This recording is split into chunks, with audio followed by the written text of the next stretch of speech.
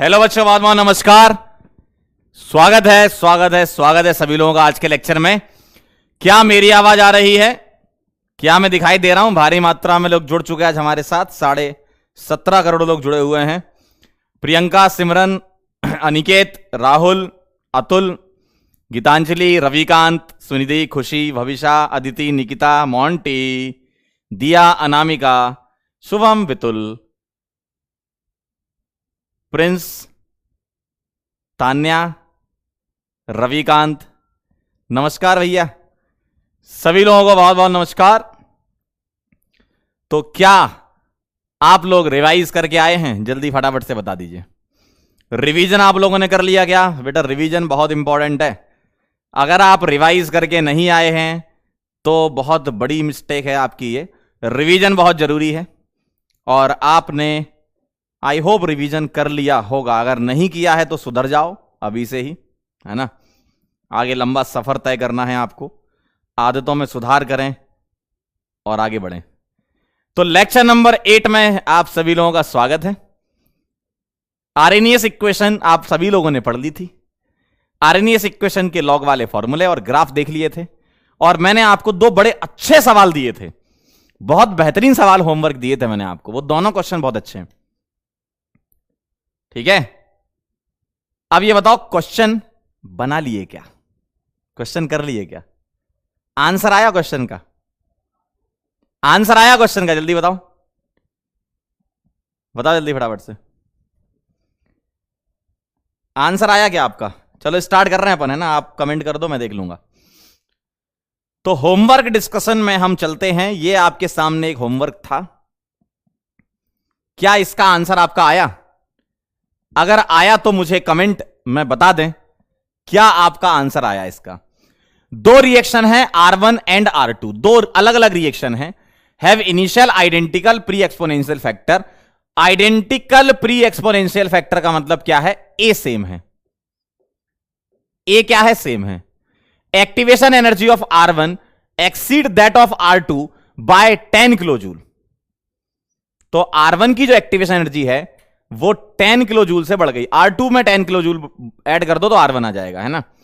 तो R1 की activation energy को मैं बोल रहा हूं कि ये है EA1 और कह रहे हैं exceed that of R2 by 10 kilo joule. R2 की एनर्जी में 10 किलो जूल ऐड कर दो। If K1 and K2 are the rate constant of the reaction R1 and R2 respectively at 300 kelvin, यानी कि टेंपरेचर भी सेम है। T क्या है? सेम। तो आपको ln K2 बाय K1 की वैल्यू बतानी है, ठीक है। तो बिल्कुल बेसिक से हम स्टार्ट करेंगे। अब की बार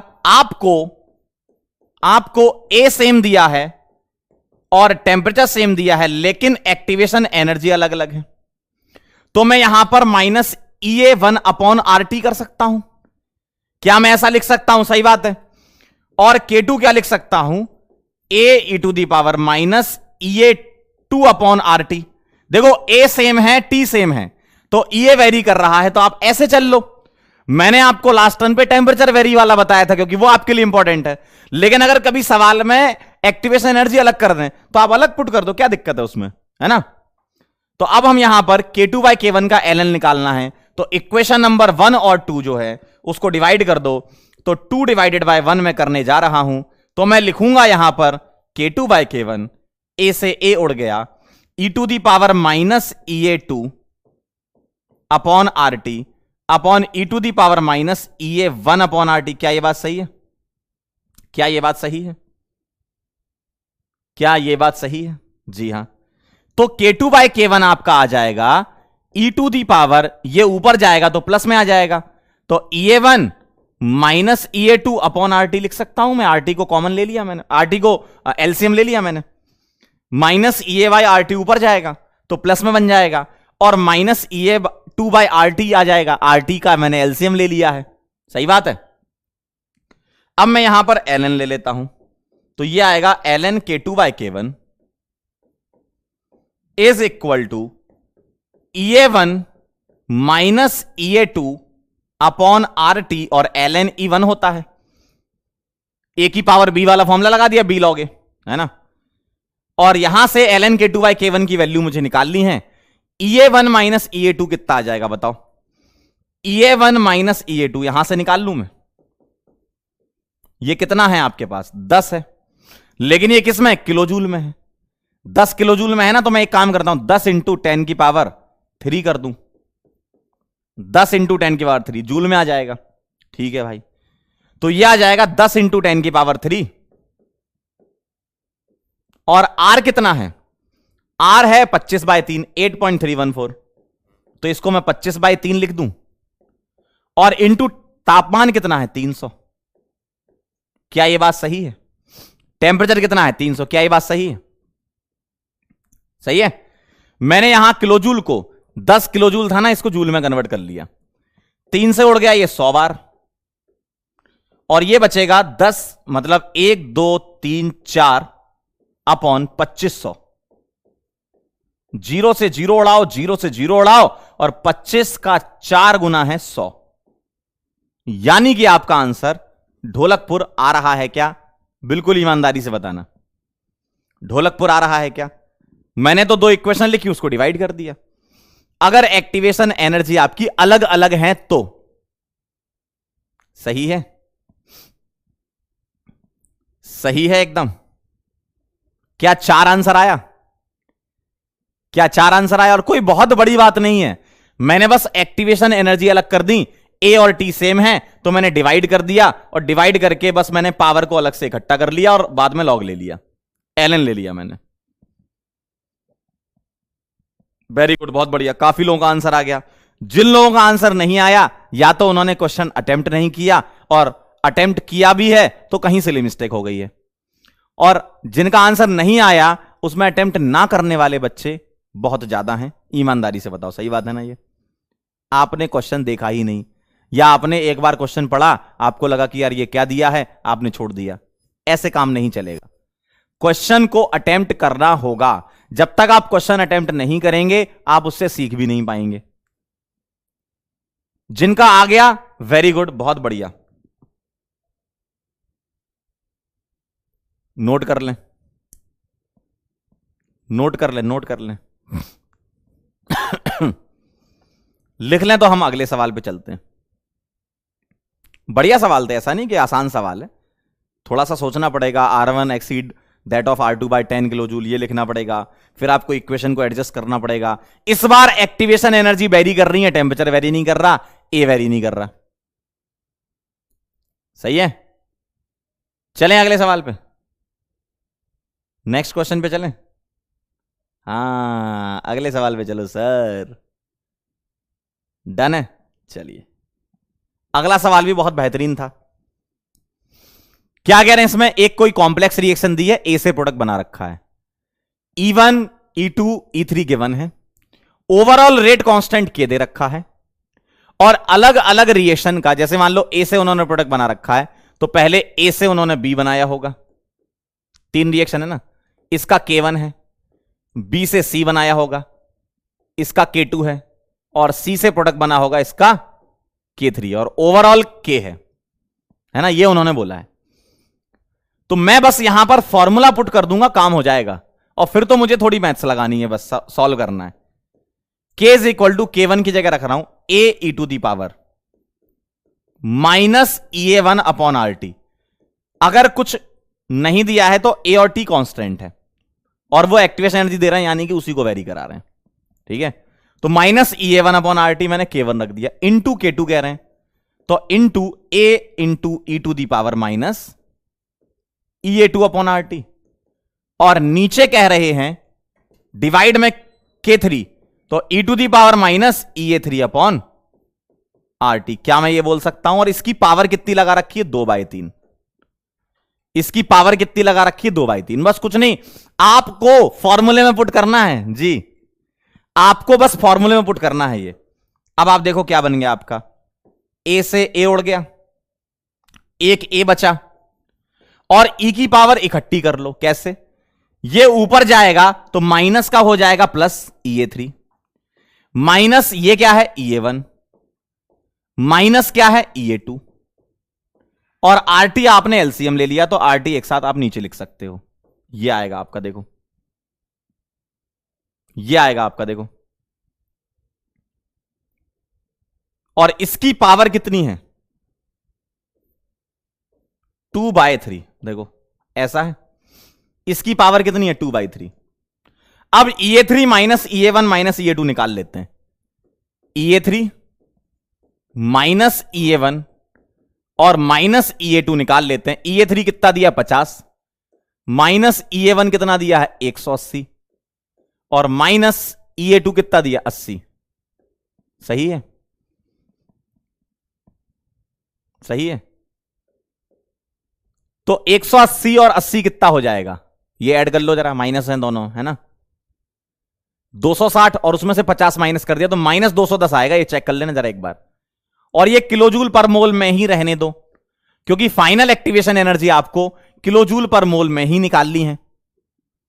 ये सॉल्व करा, माइनस 210 आया।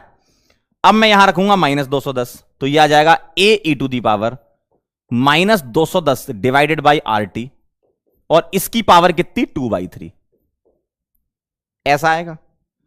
और 2/3 से अंदर मल्टीप्लाई कर दो, 2/3 से मल्टीप्लाई कर दो, तो मुझे साफ साफ दिख रहा है यहां पर माइनस 210। देखो के ए की पावर 2/3 कर दूं और ई की power minus 210 by RT into 2/3 कर दूं, और 210 इंटू 2/3 निकाल लो।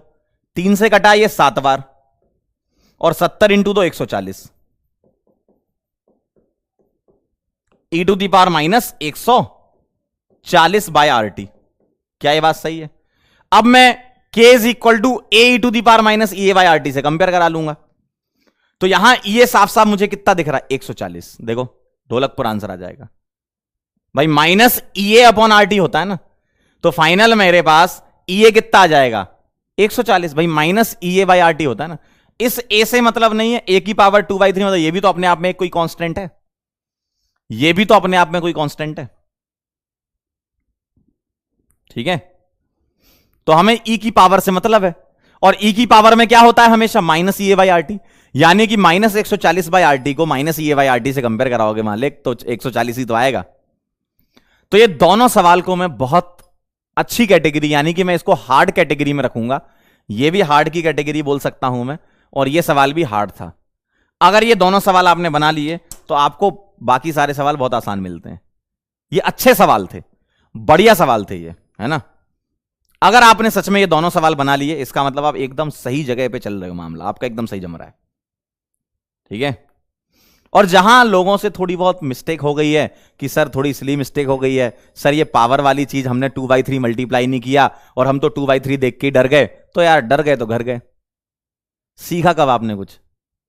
तो अगर मिस्टेक है तो उससे सीखो, कहां पर आपने मिस्टेक करी है, इतना तो आपको समझ में आ गया होगा। आगे से जिंदगी में इस टाइप की मिस्टेक ना करें, ठीक है। क्लियर है? एक कह रहा है सर आप डायरेक्ट कोई फॉर्मूला दे दो। देखो डायरेक्ट फॉर्मूले नहीं होते ना, अब जैसे ये सवाल आ गया, इसमें तो तुम्हें पुट करके सॉल्व करना पड़ेगा, ऐसे कोई डायरेक्ट फॉर्मूले थोड़ी है। नीट का मतलब ये थोड़ी होता है फॉर्मूला रटा और आंसर आ गया। नीट का मतलब ये कभी नहीं होता कि आपको क्या है कि एक फॉर्मूला दे दिया, उस फॉर्मूले से आपको तो कुछ सेट टाइप के सवाल हो पाएंगे, लेकिन कुछ डिफरेंट टाइप के भी तो सवाल होते हैं जिसमें आपको फॉर्मूले के बियॉन्ड थोड़ा सोचना पड़ेगा। और इस बार की आपने नीट की केमिस्ट्री देखी है ना, कैसी आई है, थोड़ी मॉडरेट की कैटेगरी में आई है, ठीक है, थोड़ी मॉडरेट की कैटेगरी बोलेंगे उसको अपन। तो इसका मतलब यह है कि आपको इन सब सवालों के लिए भी तैयार होना पड़ेगा, यही तो तैयारी है भाई। ट्रेनिंग किसे बोलते हैं? आप ट्रेन हो रहे हो एक एग्जाम के लिए, तो आपको इस टाइप के सवालों की भी ट्रेनिंग करवा रहे हैं, है ना, ठीक है। चलें आगे, डन, चलिए बहुत बढ़िया। तो आज हम क्या पढ़ने जा रहे हैं भाई साहब? आज हम पढ़ेंगे एनर्जी प्रोफाइल डायग्राम। आप बोलोगे सर ये तो आपने पढ़ा रखा है पहले, बिल्कुल पढ़ा रखा है सिंगल स्टेप के लिए, बस हमें अब उसमें एनर्जी फिल करनी है, हमें बताना है कौन सी वाली एनर्जी कहां पर दिखती है, ठीक है, वो हमें फिल करना है। ये डायग्राम हम समझा चुके थे पहले, अब हम उसमें एनर्जी की बात करेंगे। और कैटलिस्ट किस तरीके से इफेक्ट डालता है किसी रिएक्शन पर, इसके बारे में हम समझेंगे। ये दो चीजें हमारे आज के गोल हैं। एनर्जी प्रोफाइल डायग्राम हमें पढ़ना है सिंगल स्टेप रिएक्शन के लिए, जिसमें एनर्जी हम बता रहे होंगे। बाकी आपको सिंगल और मल्टी स्टेप दोनों का ही एनर्जी प्रोफाइल डायग्राम पता है ना। तो चलिए शुरू करते हैं एनर्जी प्रोफाइल डायग्राम, और इससे रिलेटेड एग्जाम में क्वेश्चन आने के चांस होते हैं। बड़ा आसान क्वेश्चन आता है। अगर आपको एनर्जी प्रोफाइल डायग्राम फिल करना आता है तो काम हो जाएगा। इसमें आपको फॉर्मूले रटने की जरूरत नहीं है। अगर आपने एनर्जी प्रोफाइल डायग्राम एक बार समझ लिया तो काम हो गया। एक बार अगर आपने समझ लिया तो काम हो गया। इसमें कुछ आपको ऐसे बैठ के रटना नहीं कि ये वाली एनर्जी ये होती है, वाली एनर्जी। बस आप एक बार समझ लो कैसे होता है। दो केस मैं बताऊंगा। Case 1, for exothermic reaction, for exothermic reaction, और केस 2 फॉर एंडोथर्मिक रिएक्शन। और कौन सी रिएक्शन? One step. हमें किसके लिए पढ़ना होता है? फॉर वन स्टेप रिएक्शन या एलिमेंट्री रिएक्शन।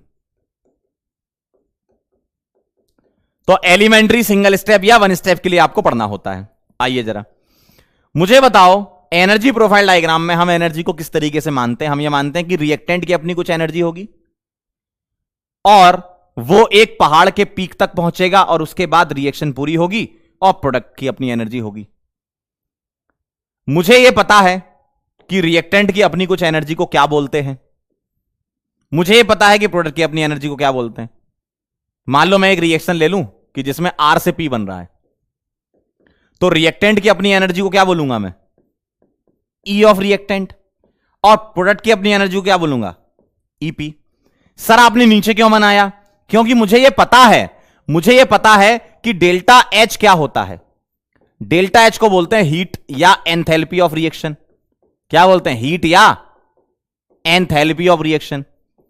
तो बेटा हीट या एंथैल्पी ऑफ रिएक्शन अगर इसका नाम है तो ये क्या होता है? डेल्टा H हमेशा होता है energy of product minus energy of reactant. और ग्राफ मैंने नीचे क्यों बनाया? क्योंकि EP छोटा होना चाहिए, ER ज्यादा होना चाहिए। तो अगर EP छोटा होगा ER से तो डेल्टा H नेगेटिव निकल के आएगा, यानी कि रिएक्शन क्या है? एक्सोथर्मिक। आप जानते हो ऐसी रिएक्शन जिसका डेल्टा H नेगेटिव होता है वो एक्सोथर्मिक होती है कि नहीं होती? जल्दी बताओ। सही बात है ना? तो वही मैंने किया है। सर आप हमें इसका भी बता दो साथ साथ। अगर मैं एंडोथर्मिक रिएक्शन की बात करूं वन स्टेप की, तो इस तरीके का ग्राफ हो सकता है हमारा, जिसमें मैं क्या बोलूंगा? ER और EP में अब कौन बड़ा है बताओ? ये क्या है? ER। ये क्या है? EP, है ना? देखो यहां पर क्या था? रिएक्टेंट। यहां क्या था? प्रोडक्ट। यहां क्या था? रिएक्टेंट। यहां क्या था? प्रोडक्ट। और यहां क्या है? ये रिएक्टेंट है, ये प्रोडक्ट है। अगर मैं यहां से डेल्टा H लिखूंगा तो डेल्टा H क्या लिखूंगा? EP माइनस ER ही होता है। डेल्टा H फिक्स होता है हमेशा। प्रोडक्ट की एनर्जी माइनस रिएक्टेंट की energy is equal to energy of the reaction या एंथैल्पी ऑफ द रिएक्शन।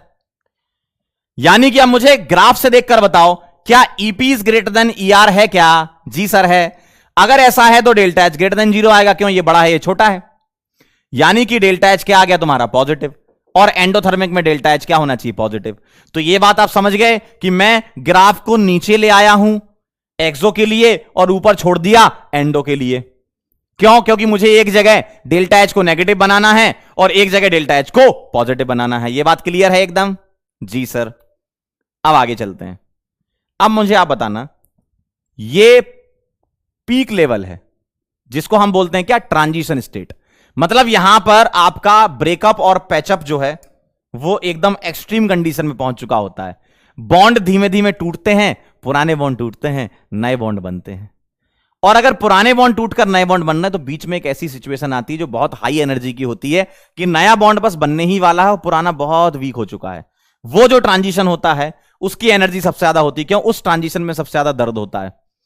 तो ये जो पीक वाली एनर्जी है ये किसकी है? ट्रांजिशन स्टेट की एनर्जी है ना? ये क्या है? Transition state. क्लियर है एकदम? अब ध्यान से सुनना मेरी बात। मैंने आपको लास्ट टर्न पे कुछ बताया था, क्या? Activation energy. ठीक है, मैंने क्या बताया था? नित्या को देखो बड़ी हंसी आ रही है, तुम्हें बेटा बड़ी हंसी आ रही है, रिलेटेबल लग रहा है क्या तुमको? क्यों नित्या, इधर आइए जरा। मैंने आपको एक चीज बताई थी, एक्टिवेशन एनर्जी क्या होती है बताओ? रिएक्टेंट को कितनी एनर्जी दे दें कि वो प्रोडक्ट में कन्वर्ट हो जाए। मतलब रिएक्टेंट को बस तुम पहाड़ के पीक तक पहुंचा दो, तुम्हारी दम कहां तक लगेगी? तुम्हें ये पहाड़ चढ़ना है, चढ़ते जा रहे हो, चढ़ते जा रहे हो, चढ़ते जा रहे हो, चढ़ते जा रहे हो, चढ़ते जा रहे हो। जैसे ही तुम यहां पीक पे पहुंचे, इसका मतलब अब तुम इधर कूद जाओगे तो रिएक्शन हो जाएगी, मतलब प्रोसेस पूरी हो जाएगी। तो मैं यहां पर क्या बता रहा हूं आपको, रिएक्टेंट को अगर मैं इतनी एनर्जी दे दूं, कहां तक की? ट्रांजिशन स्टेट तक की एनर्जी दे दूं, तो इसको बोलूंगा मैं क्या? Activation energy. लेकिन ये मैं किसको दे रहा हूं? रिएक्टेंट को दे रहा हूं। तो मैं यहां लिखूंगा ई ए एफ। ई एफ मतलब क्या है? फॉरवर्ड रिएक्शन की एक्टिवेशन एनर्जी। क्यों? देखो, अगर तुम रिएक्टेंट को एनर्जी दोगे तो प्रोडक्ट बनेगा, लेकिन अगर मैं प्रोडक्ट को एनर्जी दे दूं तो वापस रिएक्टेंट में कन्वर्ट हो सकता है ना। तो अगर मैं रिएक्टेंट को एनर्जी दे दूं, इतनी दे दूं कि वो पीक तक पहुंच जाए, तो मैं फॉरवर्ड की एक्टिवेशन एनर्जी बोल सकता हूं। लेकिन अगर कोई बोले क्या सर हम बैकवर्ड की एक्टिवेशन एनर्जी बोल सकते हो? बिल्कुल बोल सकते हो। कैसे? अगर मैं प्रोडक्ट की एनर्जी दे दूं, अगर मैं प्रोडक्ट को इतनी एनर्जी दे दूं जिसको मैं बोलूंगा क्या? E A B. अगर मैं इतनी एनर्जी दे देता हूं तो ये पीक तक पहुंच जाएगा और रिएक्शन हो जाएगी। और जो एनर्जी कम होती है ना, जो एक्टिवेशन एनर्जी कम होती है, वो अच्छी चीज है। पहाड़ के पीक तक तुम्हें पहुंचना है, उस हिल के टॉप तक तुम्हें पहुंचना है। अगर तुम हिल के टॉप तक पहुंच गए मतलब रिएक्शन हो चुकी है। ये कॉन्सेप्ट है, ठीक है। तो जैसे मैं फॉरवर्ड की एक्टिवेशन एनर्जी को डिफाइन कर सकता हूं, वैसे ही मैं बैकवर्ड का बोल सकता हूं। क्या बोलूंगा मैं? डिफाइन करूंगा तो कैसे कि प्रोडक्ट को मैं मिनिमम एनर्जी कितनी दूं कि वो ट्रांजिशन स्टेट अचीव कर ले। तो अगर उसने ट्रांजिशन स्टेट अचीव कर ली तो रिएक्शन बैकवर्ड आ सकती, बिल्कुल आ सकती। क्यों नहीं आ सकती? समझे बात को? अब मुझे आप एक बात बताओ, क्या मैं यही चीज यहां बोल सकता हूं? बिल्कुल बोल सकता हूं। क्या? कि रिएक्टेंट को अगर मैं इतनी एनर्जी दे दूं, रिएक्टेंट को मैं इतनी एनर्जी दे दूं कि ये पहाड़ के पीक तक पहुंच जाए, और प्रोडक्ट को मैं इतनी एनर्जी दे दूं कि ये पहाड़ के पीक तक पहुंच जाए, तो ये है आपका ई ए एफ और ये है आपका ई ए बी। बैकवर्ड की एक्टिवेशन एनर्जी है फॉरवर्ड की।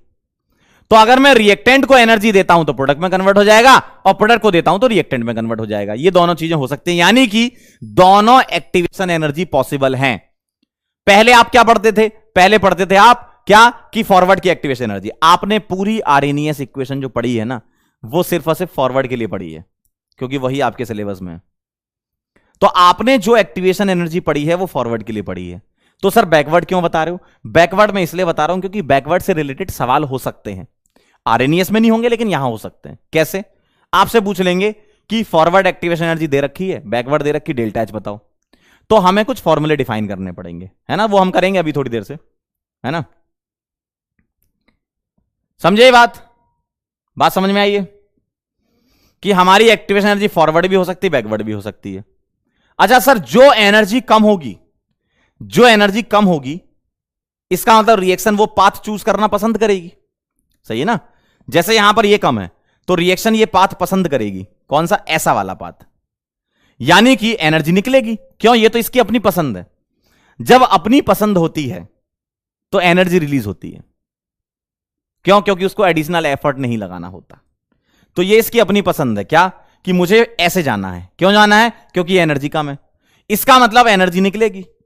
लेकिन यहां पर आप गौर से देखो, यहां रिएक्टेंट को एनर्जी ज्यादा देनी पड़ रही है, प्रोडक्ट को कम देनी पड़ रही है। यानी कि ये पसंद करेगा बैकवर्ड जाना। लेकिन अगर आप उसको जबरदस्ती फॉरवर्ड कराना है तो हीट देनी पड़ेगी। तो देते हो ना आप?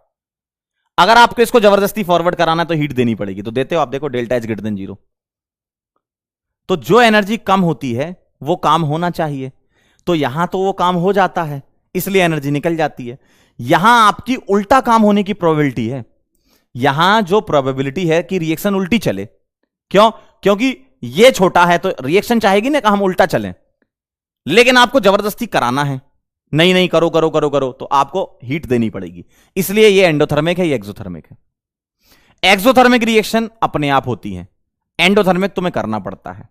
जैसे बहुत सिंपल सा एग्जांपल है, घर में पानी की टंकी है, पानी की टंकी में अगर आपको पानी ऊपर चढ़ाना है तो मोटर लगानी पड़ती है, लेकिन अगर नीचे आना है तो बिना मोटर के आप नल खोलते हो, पानी आ जाता है ना। तो अगर कोई चीज अपने आप हो रही है तो वो स्पॉन्टेनियस है, यानी कि हीट निकलेगी, ठीक है। और अगर किसी को जबरदस्ती कराना है तो हीट देनी पड़ेगी, ठीक। अब मैं यहां पर आपके सामने रिलेशंस लिखूंगा, एक एनर्जी और लिख लो पहले यहां पर। चलो सर एक्टिवेशन एनर्जी तो ठीक है, आपने बता दिया हमें एक्टिवेशन एनर्जी ये हो गई। एक थ्रेशोल्ड एनर्जी भी होती है, वो सुनो। ग्राउंड लेवल से पीक तक की एनर्जी, ग्राउंड लेवल से पीक तक की एनर्जी, इसको बोलते हैं हम थ्रेशोल्ड एनर्जी। ग्राउंड लेवल से पीक तक की एनर्जी, ग्राउंड लेवल से पीक तक की एनर्जी को बोलते हैं थ्रेशोल्ड एनर्जी। तो इसको लिखता हूं मैं ETH, थ्रेशोल्ड एनर्जी। ये क्या है? Threshold energy. ग्राउंड लेवल से पीक तक की एनर्जी का नाम है थ्रेशोल्ड एनर्जी, ठीक है। क्लियर है? ठीक है, ग्राउंड लेवल से पीक तक की एनर्जी। तो यही सब बातें हम करेंगे। आपको मैं 3 मिनट का समय दे रहा हूं ये पूरा नोट करने के लिए, फिर हम फॉर्मूले लिख लेंगे। 3 मिनट में पूरा छाप लो, लिखो लिखो लिखो, लिखना पड़ेगा भाई। अगर छापोगे कॉपी में तो मैं सवाल दूंगा तो आप बना पाओगे फिर, है ना। तो इसलिए इसको अच्छे से लिख लो, डिजाइन विजाइन बना के 3 मिनट में।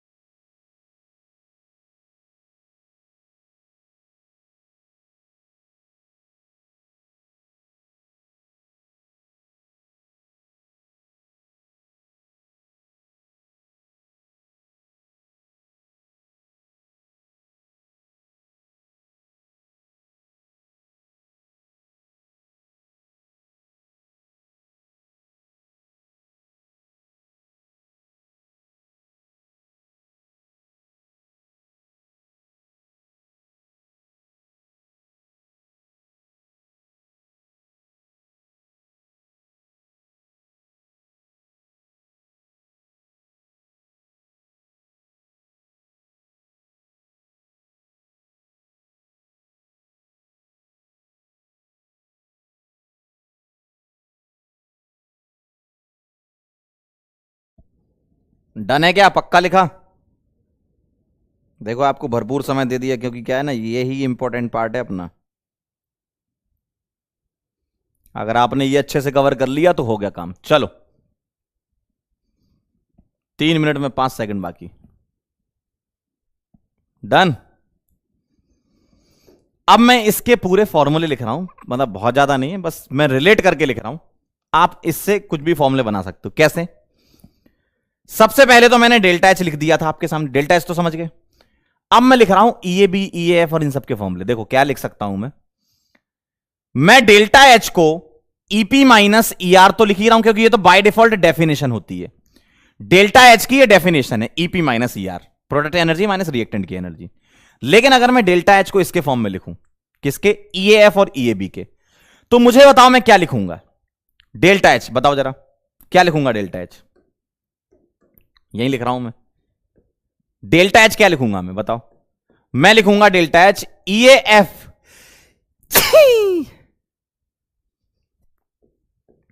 माइनस ईएबी। मैंने ऐसा क्यों लिखा, मैंने ये पहले और ये बाद में क्यों नहीं लिखा, क्योंकि ईएएफ छोटा है, ईएबी बड़ा है, तो छोटा माइनस बड़ा तो नेगेटिव निकल के आएगा, और नेगेटिव आना चाहिए इस वाले ग्राफ में डेल्टा एच का। तो डेल्टा एच लिखा ईएएफ माइनस ईएबी। यहां बताओ क्या लिखूंगा, डेल्टा एच क्या लिखूंगा बताओ।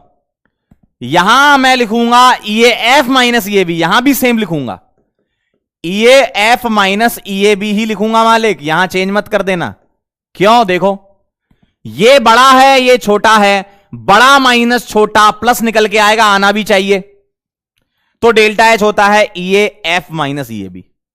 ठीक है, अगला देखो, मैं ईटीएच को क्या लिख सकता हूं, ईटीएच थ्रेशोल्ड एनर्जी। बताओ थ्रेशोल्ड एनर्जी क्या है, ग्राउंड लेवल से पीक तक की एनर्जी डिफरेंस को थ्रेशोल्ड एनर्जी बोलते हैं।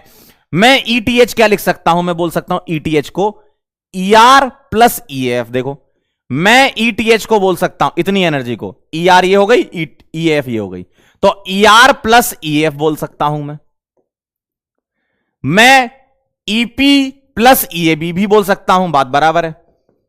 ईपी प्लस ईएबी भी तो बोल सकता हूं मालिक, ये तो मेरा तरीका। मैं रिएक्टेंट के फॉर्म में लिखूंगा तो ईआर प्लस ईएफ बोलूंगा, और प्रोडक्ट के फॉर्म में लिखूंगा तो ईपी प्लस ईएबी बोलूंगा। यहां बता दो क्या बोलूंगा ईटीएच को,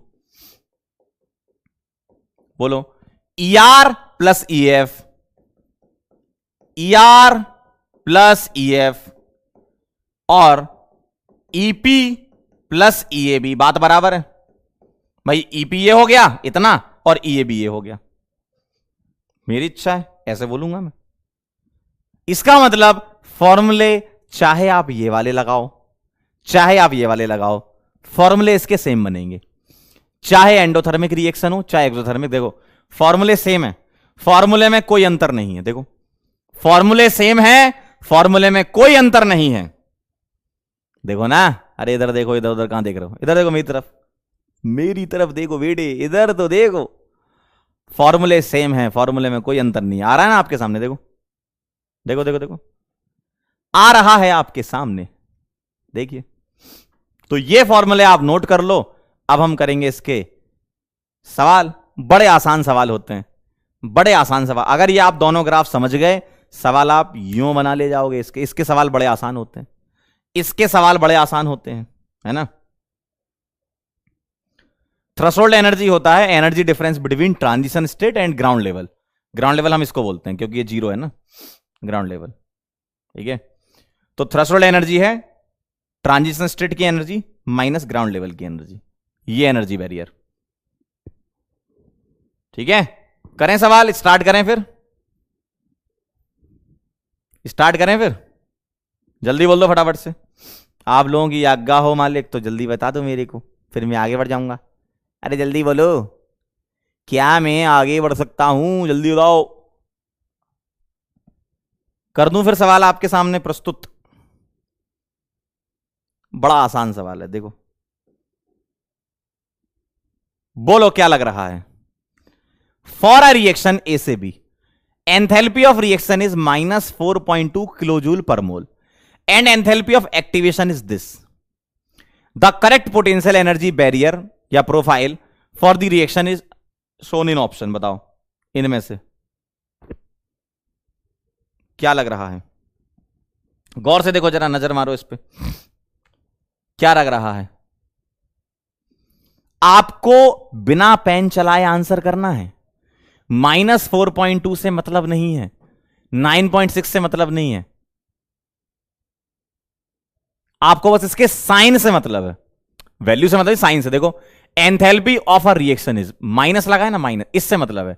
अगर माइनस साइन लगा है इसका मतलब डेल्टा एच क्या है, नेगेटिव है, और डेल्टा एच नेगेटिव क्या होता है, एक्सोथर्मिक है, और एक्सोथर्मिक का ग्राफ आप फटाफट से मुझे बता दें, तुरंत से पहले आपके सामने पोल आ रहा है, जल्दी बताएं, ग्राफ से देखकर आप बता दें क्या लग रहा है।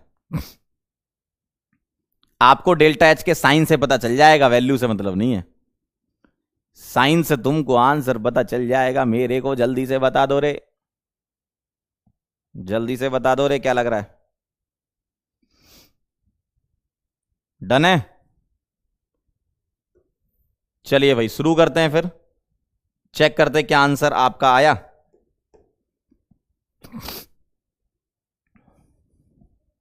अरे बहुत बढ़िया, भारी मात्रा में। उत्कर्ष, सिया, अनिमेश, पीयूष और अयान, वेरी गुड, बहुत बढ़िया बेटा, क्या बात है, गजब गजब गजब। सी आंसर है। क्यों? इसकी एनर्जी देखो ऊपर है, इसकी नीचे आनी चाहिए। क्यों? डेल्टा एच क्या आएगा? Energy of product minus energy of reactant, है ना, मतलब ई भी माइनस ही है, और ये नेगेटिव आएगा डेल्टा एच।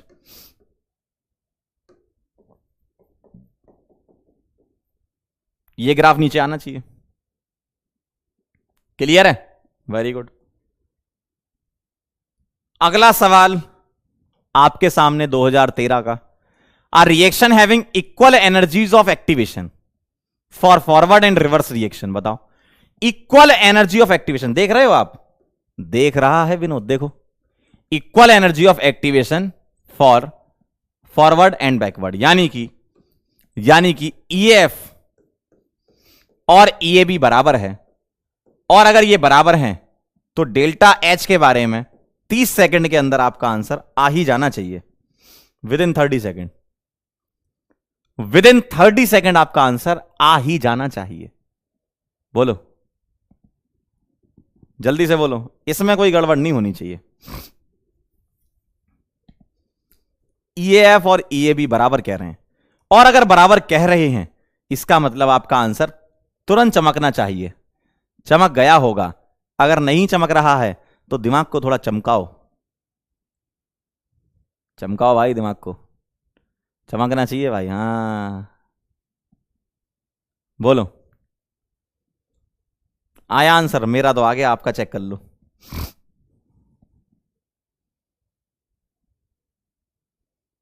आजा रे, आजा रे,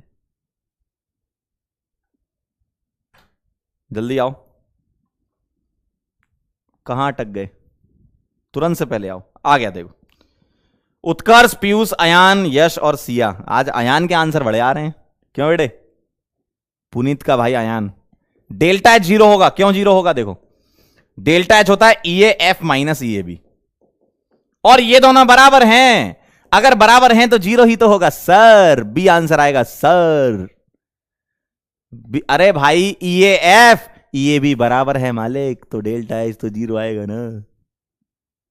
सही है।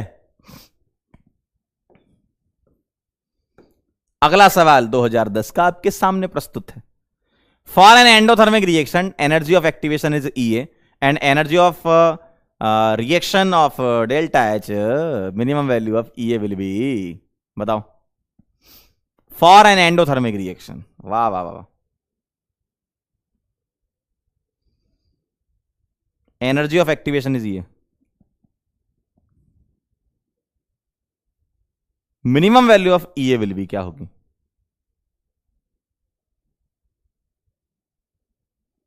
करो, ट्राई करो, क्या आना चाहिए? फॉर एन एंडोथर्मिक रिएक्शन, यानी कि डेल्टा एच क्या है? पॉजिटिव। डेल्टा एच क्या है? Positive. Delta H greater than zero है, यानी कि E F minus E A B, ये ग्रेटर देन जीरो होगी, है ना?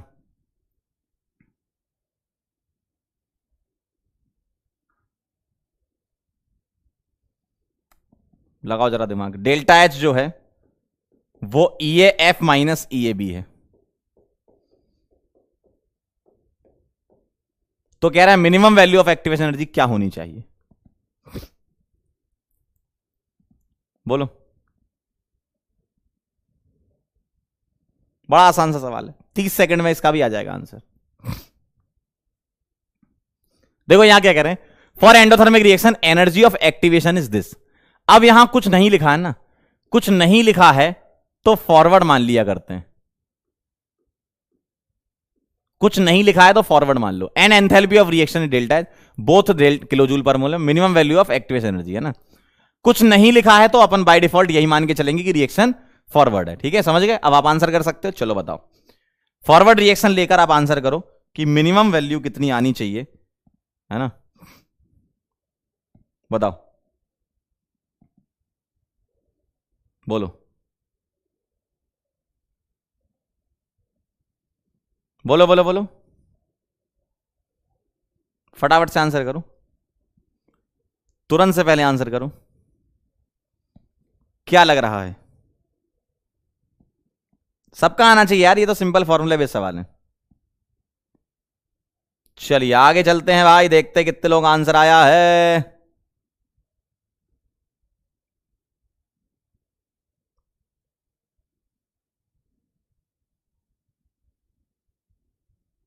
बहुत बढ़िया, वेरी नाइस। अयान, अरे बेटा अयान, आज तो मतलब पुनीत को भी आगे कर दिया तुमने, पीछे कर दिया तुमने, पुनीत से भी आगे निकला है। उत्कर्ष, साहिल, यस, ओहो पुनीत। पुनीत और अयान दो भाई की कहानी।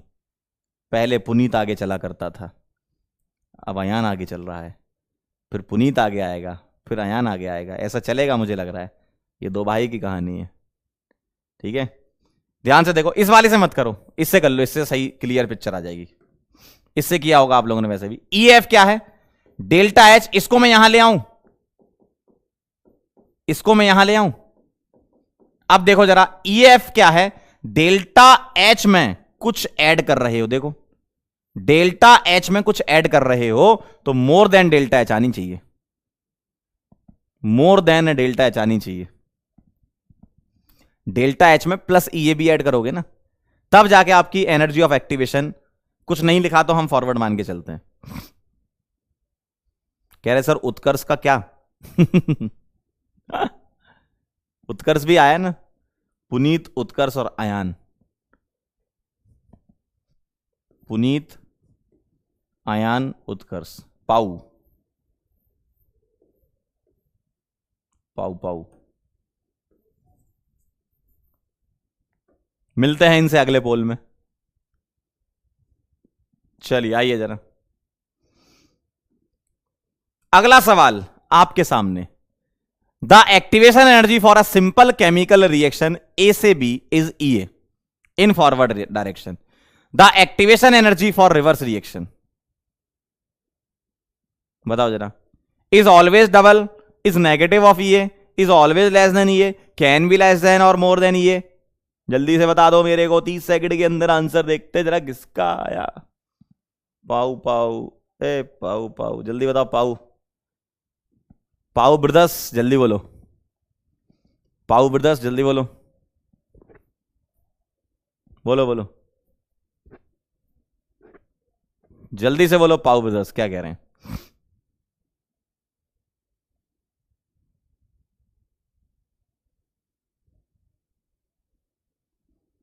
पाओ ब्रदर्स क्या कह रही हो? मेरा आंसर जो आ रहा है वो आ रहा है डम डम ढोलकपुर। डम डम डिगा डिगा मौसम भीगा, जल्दी आओ।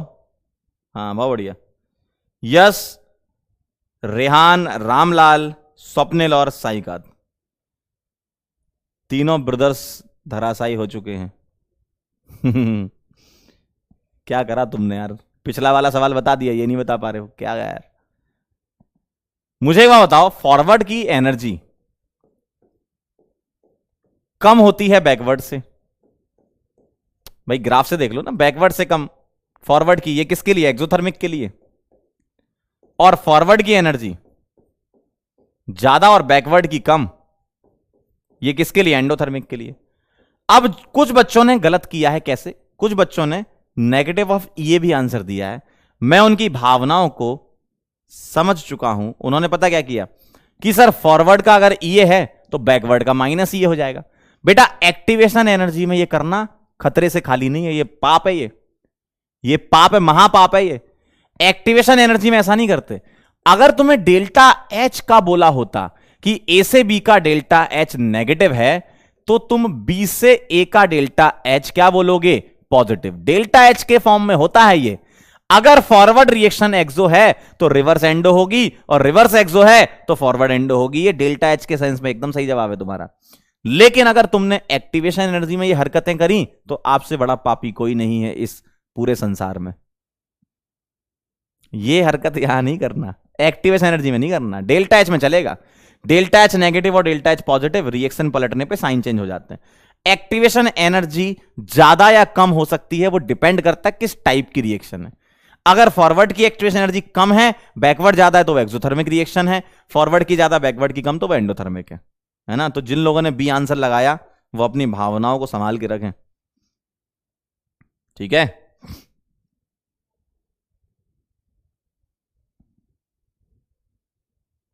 डन, चलें आगे।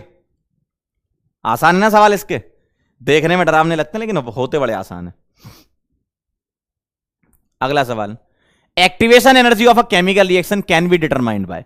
ये लास्ट टर्न का सवाल है, एक आ गया है बीच में, लास्ट टर्न पे बताया था ना मैंने। एक्टिवेशन एनर्जी को कैसे निकालते हो आप? एक्टिवेशन एनर्जी को कैसे निकालते हो? एक्टिवेशन एनर्जी कैसे कैलकुलेट करते हो? आर्हेनियस इक्वेशन का सवाल है ये, है ना। चलो फटाफट से आंसर कर दो, तुरंत से पहले आंसर कर दें इसका, तुरंत से पहले आंसर कर दें सभी लोग।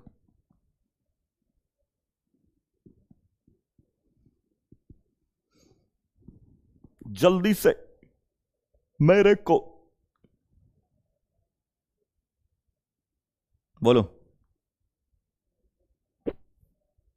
क्या लग रहा है। अरे एक्टिवेशन एनर्जी वाला सवाल है ये, Arrhenius equation. Chennai is the answer. देखते हैं कितने सही किया। पाऊ में कौन आया देखते हैं अभी, देखते कौन आया पाऊ में। जल्दी आ आ आ आ आ आ आ रेहान, रामलाल, आशु, कृष्णा और यश।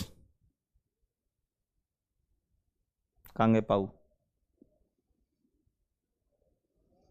Chennai is the right answer. क्यों? रेट कांस्टेंट निकालते हो अलग अलग टेम्परेचर पे। फॉर्मूला अगर याद नहीं है तो एक बार फिर याद दिलाता हूं, याद दिलाऊं क्या? देखो, K2/K1 is equal to E upon 2.3R 1/T1 minus 1/T2 T2, ऐसा ये होता है फॉर्मूला, है ना। चलिए अगला सवाल, for an exothermic reaction the energy of activation of the reactant is. बताओ एक्सोथर्मिक के लिए।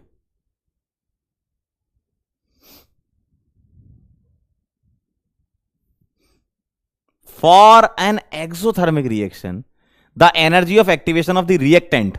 रिएक्टेंट की एक्टिवेशन एनर्जी पूछने का मतलब है इनका EAF पूछ रहे हैं। भाई रिएक्टेंट को मिलेगी तभी तो फॉरवर्ड जाएगा, है ना। तो ये EAF के बारे में पूछ रहे हैं। एक्सोथर्मिक रिएक्शन है, एक्सोथर्मिक रिएक्शन जिसका डेल्टा एच क्या होता है? नेगेटिव। ग्राफ सोच लो एक्सोथर्मिक का क्या होता है। एक्सोथर्मिक का ग्राफ सोच लो और आंसर कर दो। एक्सोथर्मिक का ग्राफ सोच लो और आंसर कर दो। बेटा एक्सोथर्मिक पूछा गया है तुमसे, एक्सोथर्मिक पूछा गया है तुमसे, एक्सोथर्मिक पूछा गया है तुमसे, बताओ। एक्सोथर्मिक तुमसे पूछा गया है, जल्दी से बता दो आंसर क्या आएगा।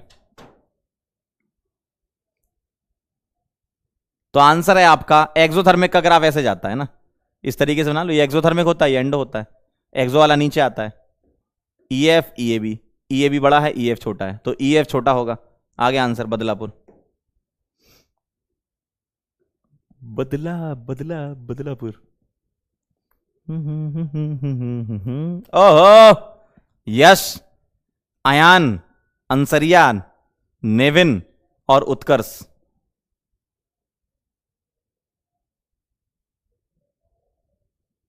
चलें, सही ना। अगर इसी सवाल में ऐसा दिया होता इसी सवाल को मैं चेंज कर रहा हूं, है ना।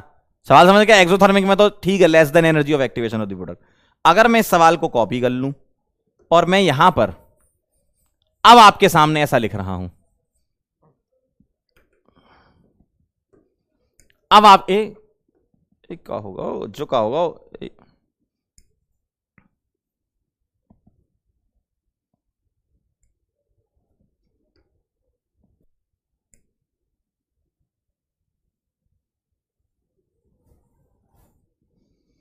For a R2P reaction the energy of activation of reactant is. अब बताओ आंसर। सवाल को मैंने एडिट कर दिया, सवाल को मैंने एडिट कर दिया, एडिट कर दिया। अब बता सकते हो आंसर क्या होगा। अब आपको बोला नहीं है कौन सी रिएक्शन है मालिक। फॉर आर से P reaction the energy of activation of the reactant. अब बता सकते हो आंसर, बताओ जरा।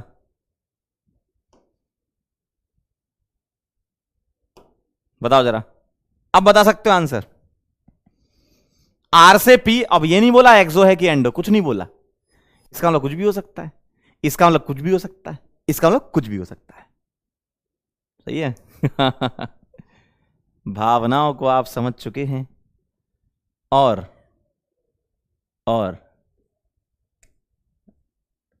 भावनाओं को आप समझ चुके हैं।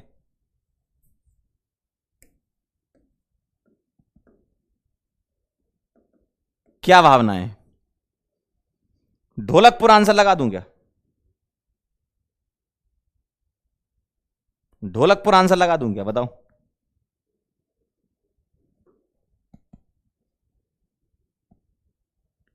क्या आपका आंसर सही आया? आ जाओ मालिक, जल्दी आ जाओ। हाँ बहुत बढ़िया। यस, स्वप्निल, उत्कर्ष, दानिश और साहिल, वेरी गुड। आपका आंसर अब ढोलकपुर है। क्यों? अब हमें यह नहीं पता कि कौन से टाइप की रिएक्शन है। अगर एक्सो हुई तो ऐसे बना दूंगा और अगर एंडो हुई तो ऐसे बना दूंगा। अब ये एफ बड़ा भी हो सकता है, छोटा भी हो सकता है। जी हां, देखो इधर छोटा होगा, इधर बड़ा होगा। सही है।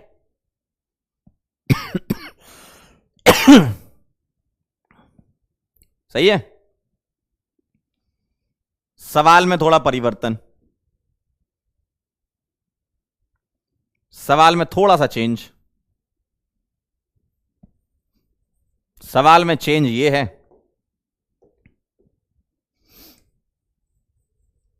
क्या चेंज है, आइए खेलते हैं।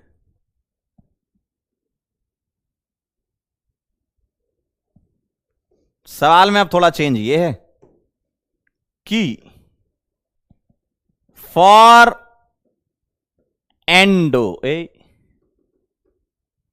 For an endothermic reaction. अब बताओ, एंडोथर्मिक रिएक्शन के लिए अब बता सकते हो आंसर? अब आप बता सकते हो आंसर?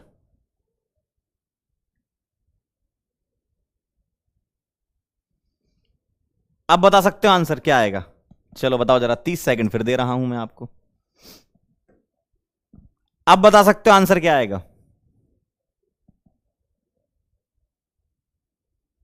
अब तो समझ गए कहानी। ये बस हो गए, सवाल बन गए आपसे। अगर आ गया सवाल तो मजा आ जाएगा। अब तो सवाल बना ले जाओगे मालिक, है ना। जी सर, हम बना लेंगे। अब एंडोथर्मिक है तो एंडोथर्मिक में क्या होता है? एंडोथर्मिक का मामला चलता है ऐसा, तो ये एनर्जी बड़ी और ये एनर्जी छोटी, बड़ा छोटा, यानी कि रिएक्टेंट की एनर्जी ज्यादा होगी और प्रोडक्ट की कम होगी। चलिए, क्या आंसर लगा दूं? क्या मैं चेन्नई आंसर लगा दूं? क्या मैं चेन्नई आंसर लगा दूं? क्या ये बात सही है? एंडोथर्मिक है ना, तो प्रोडक्ट की एक्टिवेशन एनर्जी कम होगी, रिएक्टेंट की ज्यादा होगी। पहाड़ का पीक जो है रिएक्टेंट के लिए बड़ा होगा। बहुत बढ़िया, काफी लोगों ने आंसर किया। हर्ष, कृष्णा, अयान, मिस्टर डीआर शर्मा और एमडी अरसलन, क्या बात है, बहुत बढ़िया, सही है। तो आंसर क्या आ गया? चेन्नई। सवाल में थोड़ा सा चेंज है।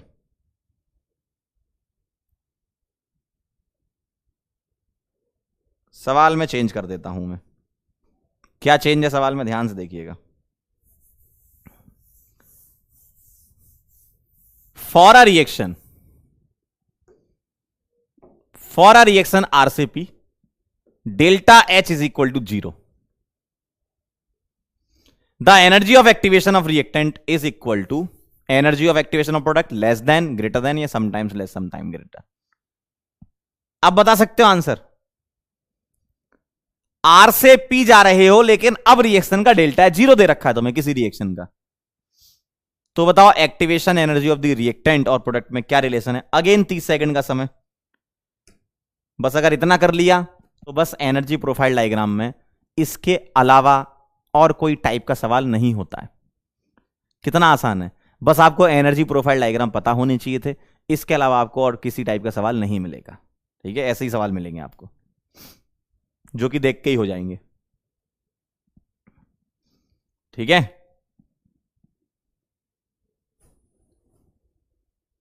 बोलो आंसर क्या आएगा? मजा आ रहा खेलने में? अपन ने चारों ऑप्शन सही करा दिए, किसी कंडीशन में कोई, किसी कंडीशन में कोई। मजा आ गया एकदम। कैसे कैसे बनता है ग्राफ, बस ग्राफ ध्यान रखना, काम हो जाएगा। बहुत बढ़िया, सबका सही है। Stuti, Vaishnavi, Adarsh, Krishna, Prince, very good, बहुत बढ़िया। First is the right answer. क्यों? डेल्टा एच 0 होगा, और डेल्टा एच क्या होता है? E F minus E B होता है। और E F minus E B, बताओ जरा 0 कब होगा? जब ई एफ बराबर क्या होगा? ई बी होगा। आंसर आगरा आऊंगा। सही है, क्लियर है एकदम। चलें आगे, कदम, चलो बहुत बढ़िया। तो ये कहानी थी एनर्जी प्रोफाइल डायग्राम की। इस प्रकार के सवाल हैं, काफी सारे सवाल हमने कर लिए हैं, वेरिएशंस भी कवर कर लिए हैं।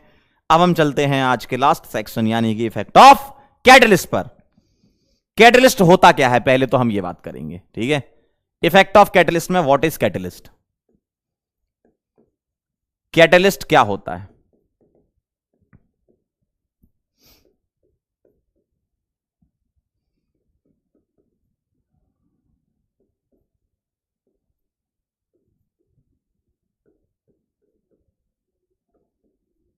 It is the substance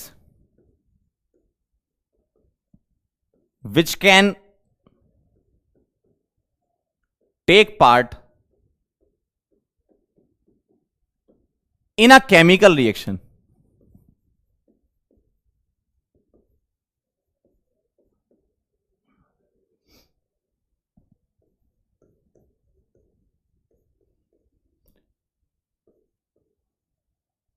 temporarily part लेता है।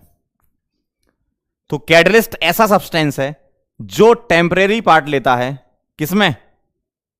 रिएक्शन में। तो किसी केमिकल रिएक्शन में पार्ट लेने का मतलब क्या है? पार्ट लेने का मतलब क्या कि सर पार्ट ले लिया, इसका मतलब कैटलिस्ट ने रिएक्ट कर लिया।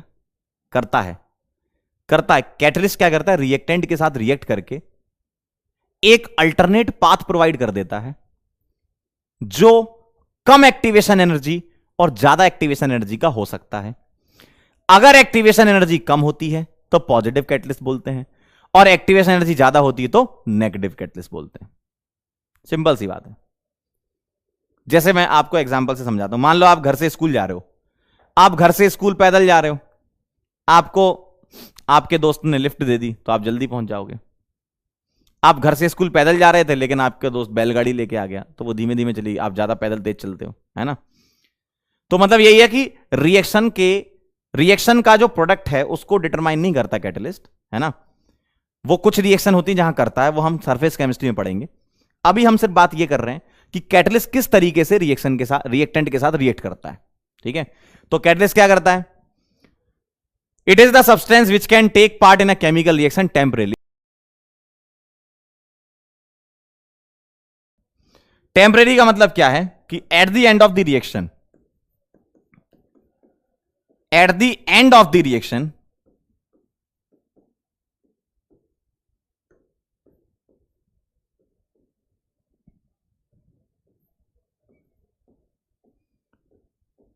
सेम मास एंड कॉम्पोजिशन, ये कैटलिस्ट का आपका आएगा, है ना। मैं बेसिक शब्दों में समझा रहा हूं आपको। तो कैटलिस्ट का सेम मास और कॉम्पोजिशन मिलेगा eight the end of the reaction. इसका मतलब क्या है? कह रहे लैग हो गया। सही है भाई, काहेगा लैग। तो eight the end of the reaction क्या होगा? मास सेम होगा, कॉम्पोजिशन सेम होगा, और ये ऐसा सब्सटेंस है जो टेम्परेरी पार्ट लेता है। ठीक। Provides alternate path of the reaction. Alternate path provide करता है रिएक्शन का। सर अगर थोड़ा ग्राफ से बता दे तो ज्यादा क्लियर होता है ना। तो हम ग्राफ बनाएंगे, पहले आप एक दो लाइनें लिख लो, है ना। पहले आप एक दो लाइनें लिख लो कि कैटलिस्ट क्या होता है। अल्टरनेट पाथ प्रोवाइड करता है, ठीक, टेम्परेरी पार्ट लेता है, eight the end of the reaction same mass composition आपको मिल जाता है कैटलिस्ट का वापस, है ना। तो कैटलिस्ट आपकी दुनिया में आया, आपकी रेट ऑफ रिएक्शन को बढ़ाया और चला गया, या कम भी कर सकता है। कैटलिस्ट एक्चुअल में दो टाइप के होते हैं, पॉजिटिव कैटलिस्ट और नेगेटिव कैटलिस्ट। क्या होते हैं? पॉजिटिव कैटलिस्ट और नेगेटिव कैटलिस्ट। इस चैप्टर में हम पॉजिटिव कैटलिस्ट की बातें करेंगे। सरफेस केमिस्ट्री जब हम पढ़ रहे होंगे वहां पे हम डिटेल में, कैटालिसिस एक पार्ट होता है, उसमें हम positive catalyst, negative catalyst, promoter, poison, heterogeneous catalysis, homogeneous catalysis, पूरी कैटलिस्ट की कहानी पढ़ेंगे सरफेस में।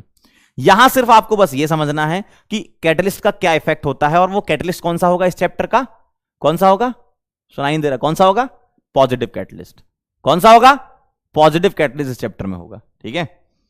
तो पहले आप ये नोट कर लो 3-4 लाइनें, फिर हम आगे चलते हैं, है ना। इस चैप्टर में हमारे पास सिर्फ और सिर्फ पॉजिटिव कैटलिस्ट की बातें होंगी।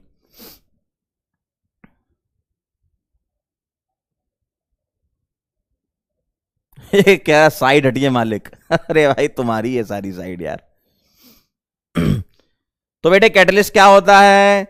कैटलिस्ट रिएक्शन में टेम्परेरी पार्ट लेता है, रिएक्शन को अल्टरनेट पाथ से ले जाता है, और आपको eight the end of the reaction, जब रिएक्शन खत्म हो जाती है तो कैटलिस्ट आपके सामने उसी मात्रा में, उसी कॉम्पोजिशन में मिल जाता है, उसी स्टेट में मिल जाता है। डन है? पक्का? जी सर। आइए जरा अब मैं आपको थोड़ा ग्राफ से समझाता हूं। तो ग्राफ क्या है ना, अच्छी चीज होती है, इससे जल्दी समझ में आ जाता है।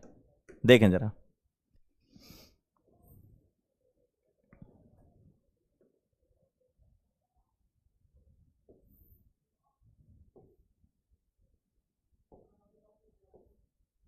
देखिए जरा ध्यान से। मान लो कोई रिएक्शन हो रही है, आर से पी बन रहा है, ठीक है। अगर ये रिएक्शन में तुमने कैटलिस्ट यूज नहीं किया, अगर रिएक्शन में कैटलिस्ट यूज नहीं किया, और मैं अपनी तरफ से रिएक्शन समझा रहा हूं, मान लो इसका डेल्टा एच नेगेटिव है, ठीक है। मैंने एक्सोथर्मिक रिएक्शन मान ली, ठीक है, मैंने मान ली, आप एंडो भी मान सकते हो, मैंने एक्सो मान ली, ठीक है। तो क्या होने वाला, ध्यान से देखिएगा।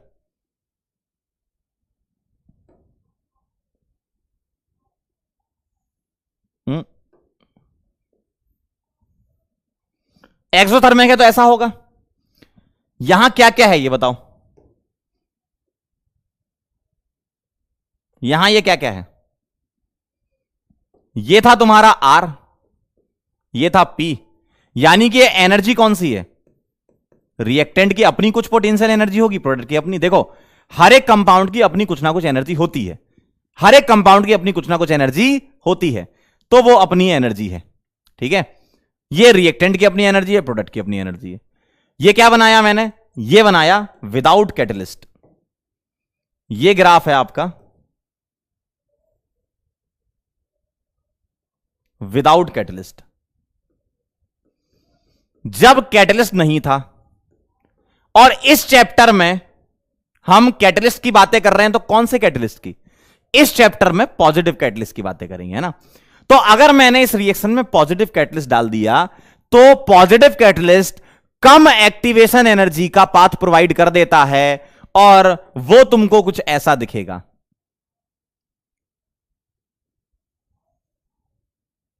देखो तो जरा आप देख पा रहे हो क्या हो रहा है यहां पर? देख पा रहा है रे? यह है विद कैटलिस्ट, और कैटलिस्ट मतलब इस चैप्टर में पॉजिटिव कैटलिस्ट। ठीक है, पॉजिटिव कैटलिस्ट। अगर मान लो नेगेटिव कैटलिस्ट की बात करें तो ये ज्यादा एक्टिवेशन एनर्जी का हो जाएगा। तो ये विदाउट कैटलिस्ट, ये विद पॉजिटिव कैटलिस्ट, ये विद नेगेटिव कैटलिस्ट। लेकिन इस चैप्टर में नेगेटिव कैटलिस्ट की बात नहीं कर रहे हैं। तो जरा ध्यान से देखो, अगर मैं ये ट्रांजिशन स्टेट देखूं और ये ट्रांजिशन स्टेट देखूं तो मुझे बताओ कौन सी वाली ट्रांजिशन स्टेट की एनर्जी ज्यादा है और कौन सी कम है? ये था आपका क्या? ये था विदाउट कैटलिस्ट, और ये क्या है? With catalyst. तो एक्चुअल में कैटलिस्ट पता क्या करता है? पहाड़ को छोटा कर देता है। पहाड़ को छोटा करने का मतलब यह है कि वो अब रिएक्शन आपकी फास्ट हो जाएगी। इसका मतलब अगर एक्टिवेशन एनर्जी है, ये देखो, ये है आपके पास, मैं इसको ऐसे लिख रहा हूं, ये क्या है? ये है एक्टिवेशन एनर्जी किसकी? जब कैटलिस्ट नहीं था। तो ये है ईए अनकैट, अनकैट है ये, है ना? मैं इसको थोड़ा साइड में लिख देता हूं। ये है आपका ईए अनकैट, मतलब अनकैटलाइज रिएक्शन। और अगर मैं सिर्फ ये लूं, सिर्फ ये, तो ये क्या है? ये वाला, ये है ईए कैट। सही बात है। तो ईए कैट क्या है? ज्यादा है कि कम है? ईए कैट जो है वो कम है, और ईए अनकैट जो है वो ज्यादा है। अगर ईए कैट कम है, ईए अनकैट ज्यादा है, तो रेट कैटलाइज की ज्यादा होगी कंपेरिजन टू अनकैटलाइज वाली रेट। यानी कि अगर तुम कैटलिस्ट डालोगे, देखो, पहाड़ का पीक कम होने का मतलब क्या है? बताओ। पहाड़ का पीक छोटा होने का मतलब यह कि रिएक्शन फास्ट हो गई। यानी कि अगर कैटलिस्ट डाला तो एक्टिवेशन एनर्जी कम हो जाती है और रेट बढ़ जाती है। सिंपल सी बात। तो पॉजिटिव कैटलिस्ट डालने से क्या होता है? पॉजिटिव कैटलिस्ट डालने से रिएक्शन को एक अल्टरनेट पाथ मिल जाता है जो पहले से कम एक्टिवेशन एनर्जी का होता है, तो रिएक्शन फास्ट हो जाती है। अब मैं आपसे एक सवाल पूछ रहा हूं, इंग्लिश वाली हिंदी तो पढ़ लेते हैं। क्या कैटलिस्ट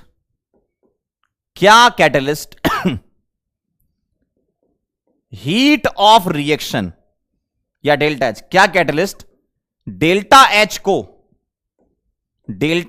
को चेंज करता है?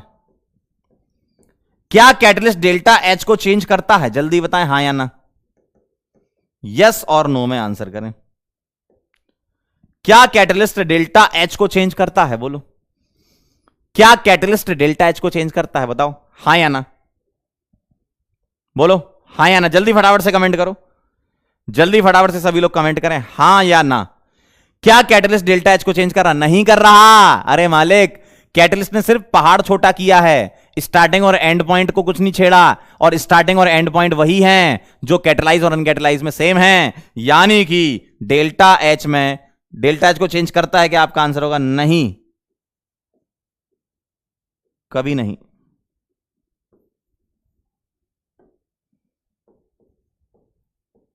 नहीं, कभी नहीं, नो, नेवर, नॉट। ठीक है। तो डेल्टा एच पे कोई फर्क नहीं पड़ता, डेल्टा एच पर कोई चेंज नहीं आता कैटलिस्ट का, यह ध्यान रखिएगा। और हम किस कैटलिस्ट की बात कर रहे हैं? हम ऐसे कैटलिस्ट की जो एक्टिवेशन एनर्जी को कम कर देते हैं, यानी कि पॉजिटिव कैटलिस्ट।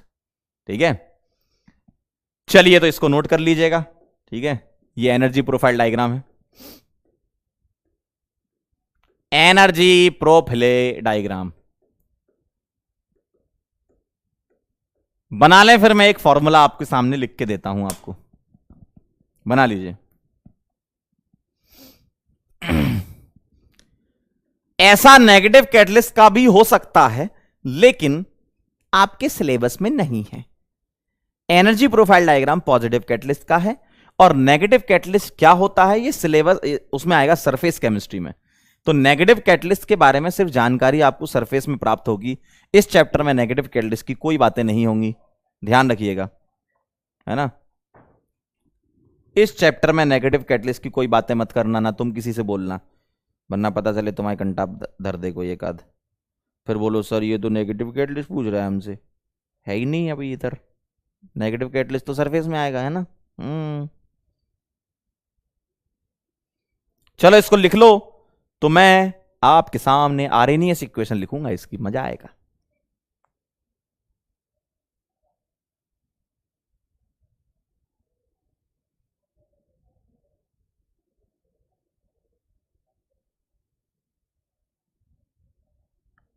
डन है एकदम,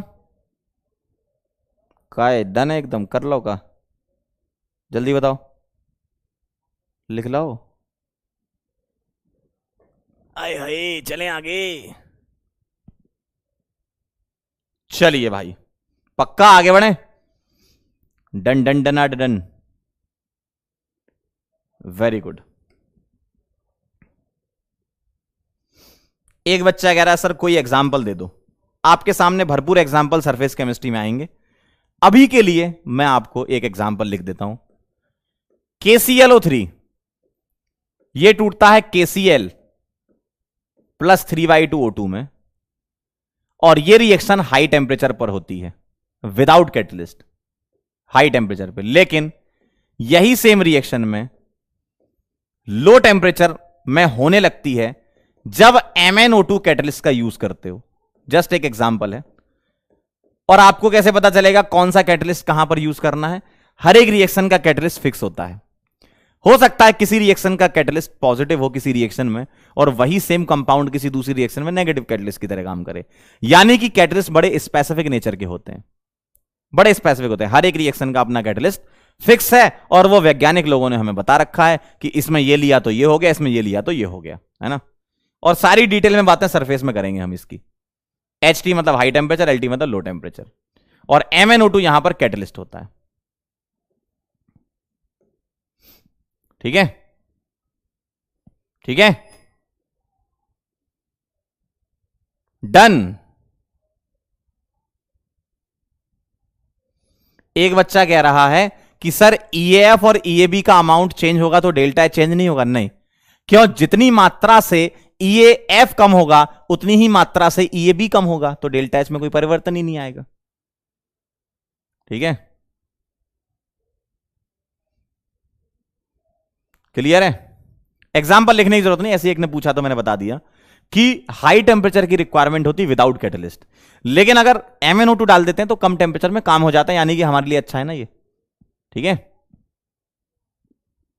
चलिए आइए जरा, अब मैं आपको एक फॉर्मूला बता रहा हूं। इसमें एक फॉर्मूला है, एक बार लिख के बता देता हूं। ठीक है, क्या फॉर्मूला है? मैं EA कैट को E1 बोल रहा हूं, और EA अनकैट को E2। मैं इसको E1 और E2 बोल रहा हूं, ठीक है, अपने मन से। अगर मुझे K1 लिखना है तो AE⁻⁻⁻ E1 अपॉन R, या EA1 बोल दो, EA1 बोल दो, ज्यादा अच्छा है ताकि आपको अच्छा लगे थोड़ा सा। क्या? EA1 और EA2। ठीक है, तो ये बोल रहा हूं EA1 अपॉन RT, और K2 क्या आएगा? AE⁻⁻EA2 upon RT। ठीक है, और K1 क्या है? K1 है rate constant of catalysed reaction, और K2 क्या है? Rate constant of uncatalysed reaction. सही बात है, ये बोल सकता हूं मैं? क्या मैं ये बोल सकता हूं? K1 क्या है? कैटलाइज, और K2 क्या? अनकैटलाइज। चलो भाई बताना। अब मैं इसको डिवाइड कर रहा हूं। क्या? K1 catalysed upon uncatalysed is equal to A से कट गया। ठीक है, इक्वेशन नंबर 1 और 2 मैं सीधे सीधे डिवाइड कर रहा हूं, 1/2 कर रहा हूं। मैं 1/2 कर रहा हूं, आप 2/1 भी कर सकते हो, आपकी इच्छा है। मैं 1/2 करके लिख रहा हूं। ए से कट गया, क्या बचा? E to the power minus E A 1 upon R T, और upon e to the power minus E A 2 upon R T. क्या ये बात सही है? जब ये ऊपर जाएगा तो ये आएगा K1 upon K2 is equal to, ऊपर ले जाओ तो e to the power E A 2 plus में आ जाएगा, और ई ए 1 माइनस में रहेगा, और अपॉन आर टी मैंने एलसीएम ले लिया। अब दोनों तरफ ln ले लूंगा, तो ln K1 by K2 is equal to, ये आगे आ जाएगा क्या? E A 2 minus E A 1 upon R T, और ln E1 होता है, ln ही तो 1 होता है। तो आपका फाइनल फॉर्मूला क्या बनेगा? ln K1 by K2 is equal to E A 2 minus E A 1 upon R T. ये आपका फॉर्मूला बन गया। ठीक, और अगर आप इसको कैट अनकैट के फॉर्म में लिखना चाहते हो, जैसा कि बुक्स में दिया जाता है, तो मैं लिखूंगा ln K1 क्या था? कैटलाइज रिएक्शन का, तो K कैट अपॉन K2 क्या आ जाएगा? K uncat is equal to E A 2 क्या है? ई ए 2 क्या माना मैंने? E A uncat minus E A cat upon R T. इस तरीके से आप फॉर्मूला इसका लिख सकते हो। तो कैटलाइज अपॉन देखो, कैट अपॉन अनकैट, तो यहां अनकैट से शुरू होगा। कैट अपॉन अनकैट, यहां अनकैट आएगा। कैट डिवाइडेड बाय अनकैट, तो अनकैट से यहां शुरू होगा। कैट अपॉन अनकैट, तो यहां कैट अनकैट आएगा, जो नीचे है वो यहां शुरू होगा, है ना? ठीक है, क्लियर है? डेरिवेशन की कोई आवश्यकता नहीं है। ठीक है, डेरिवेशन की कोई जरूरत नहीं है। आप फाइनल फॉर्मूला या तो ये या ये, अगर ये लिख रहे हैं तो ध्यान रखना K1 क्या था? कैट, K2 क्या था? अनकैट। अगर आप ऐसे लिख रहे हैं तो आप ये लिख लो। फाइनल फॉर्मूला वैसे ये लिख लो, ज्यादा बेहतर है ये वाला। ठीक है, ये ज्यादा बेहतर है फॉर्मूला, बाकी जरूरत नहीं है डेरिवेशन की। अगर आप पहली बार लिखना चाह रहे हो लिख लो, लेकिन कोई आवश्यकता नहीं है डेरिवेशन की, है ना? कोई जरूरत नहीं है डेरिवेशन की। आपको फाइनल फॉर्मूला लिखना है तो लिख सकते हो।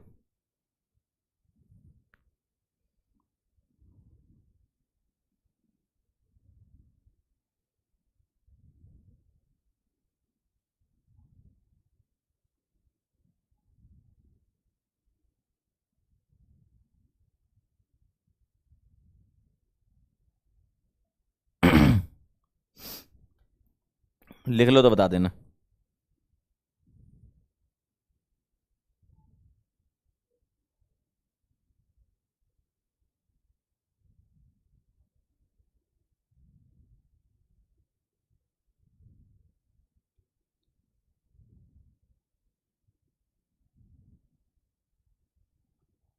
पक्का? चलो भाई आओ सवाल कर लेते हैं।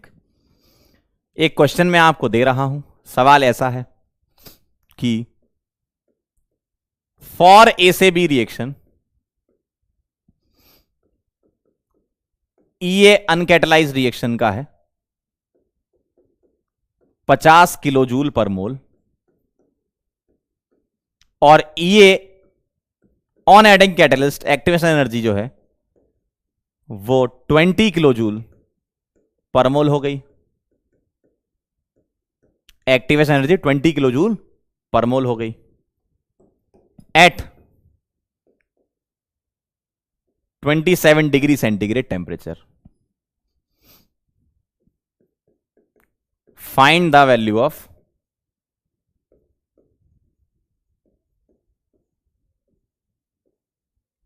के कैट अपॉन के अनकैट। चलिए बताइए जरा, के कैट और के अनकैट की वैल्यू निकालनी है, रेशियो निकालना है इसका।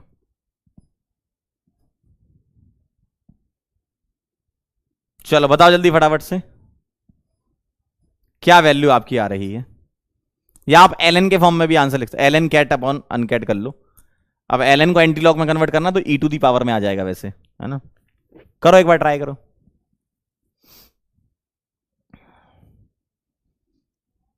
करो करो करो, क्या आ रहा है?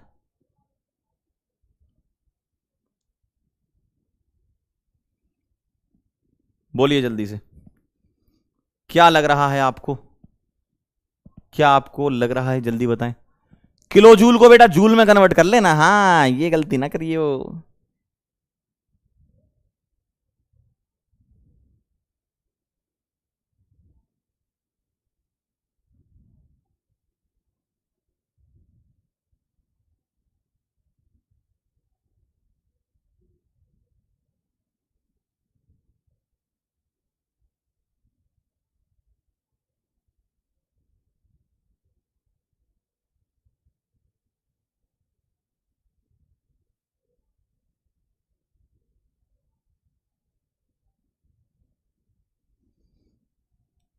हुआ क्या हुआ? Answer e to the power में आएगा वैसे तो, आओ देख लेते हैं। ln k cat upon uncat, K cat upon K uncat is equal to E A, यहां नीचे अनकैट है तो यहां अनकैट कर दे, uncat minus E A cat upon R T. ठीक है, अब मुझे निकालना है ln के कैट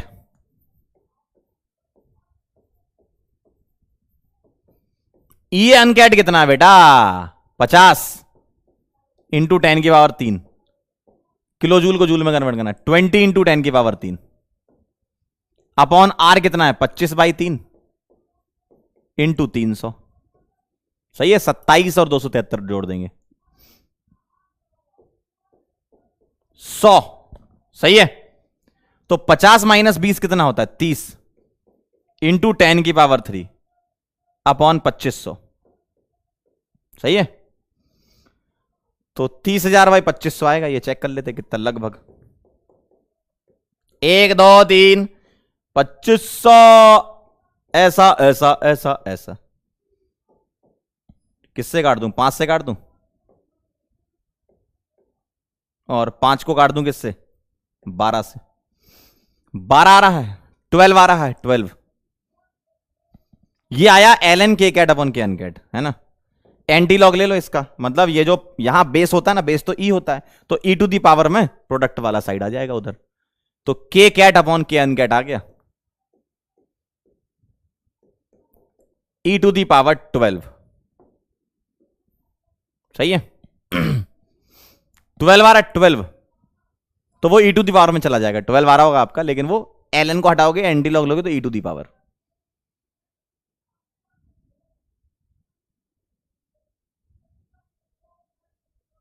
ठीक है,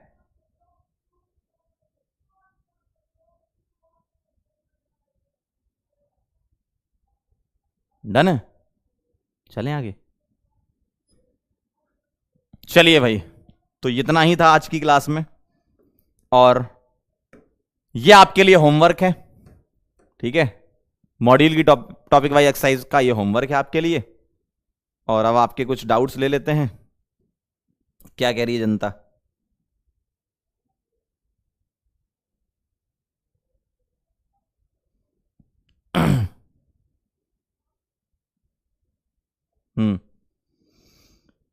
इसमें कह रहे हैं प्राची का पूछना, प्राची प्राची प्राची का पूछना है क्या सर, प्रोडक्ट टू रिएक्टेंट कैसे होगा? इस सवाल में क्या कह रहे हो, प्रोडक्ट टू रिएक्टेंट कैसे होगा? इसमें क्या पूछना चाह रही हो, प्रोडक्ट टू रिएक्टेंट? थोड़ा सा मुझे लग रहा है कुछ गड़बड़ पूछ लिया तुमने, या तो किसी और स्लाइड का पूछना चाहिए था। प्रोडक्ट टू रिएक्टेंट कैसे होगा, ये जो बात तुमने लिखी है ना, मैं समझ गया। या तो तुम मुझसे पूछना चाह रही हो कि आर से अगर पी कोई रिएक्शन है तो पी से आर कैसे हो रही है। वो तो डिपेंड करता है एक्टिवेशन एनर्जी पर। हम जो मान के चलते हैं वो ये मान के चलते हैं कि रिएक्शन फॉरवर्ड डायरेक्शन में है, तो इसकी अपनी एक्टिवेशन एनर्जी होगी EF। लेकिन अगर मैं प्रोडक्ट से रिएक्टेंट पे आना चाहता हूं तो मैं EAB अगर दे दूं तो प्रोडक्ट से रिएक्टेंट पे आ जाऊंगा।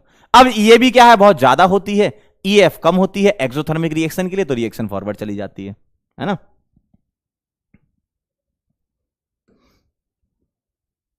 सर अपने 2 टाइम्स ए क्यों लिखा है, प्लीज आओ देख लेते हैं। हाँ, आपने 2 टाइम्स ए, लीना का पूछना, 2 टाइम्स ए, 2 टाइम्स ए थोड़ी लिखा। मैंने क्या करा सुनो, अगर मान लो मेरे पास लिखा है सपोज,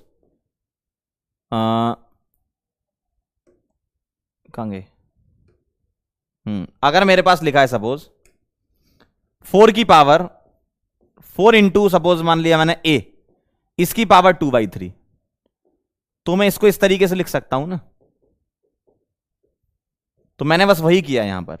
ये जो 2/3 है ना, वो इससे मल्टीप्लाई हो जाता है ना भाई। अगर 4 की पावर 2 उसकी पावर 3 तो 2 इंटू 3 हो जाता है ना। ये तो सिंपल मैथ्स है।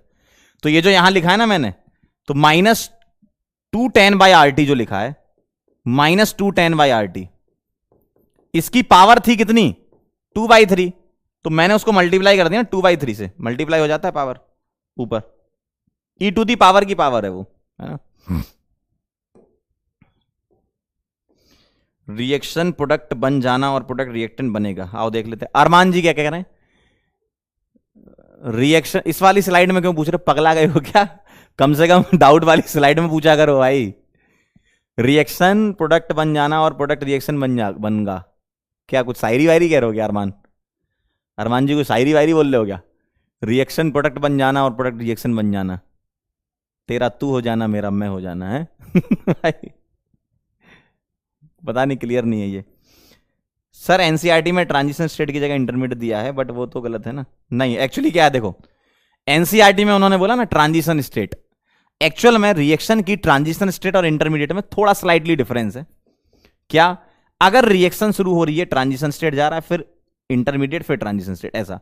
तो हमारी जो ट्रांजिशन स्टेट एक्चुअल में है, देखो उनका जो मानना है, उन्होंने ऐसा नहीं कि गलत लिखा है, उन्होंने ये माना है कि रिएक्टेंट और प्रोडक्ट के बीच में अगर कुछ चीज होता है तो वो ट्रांजिशन है।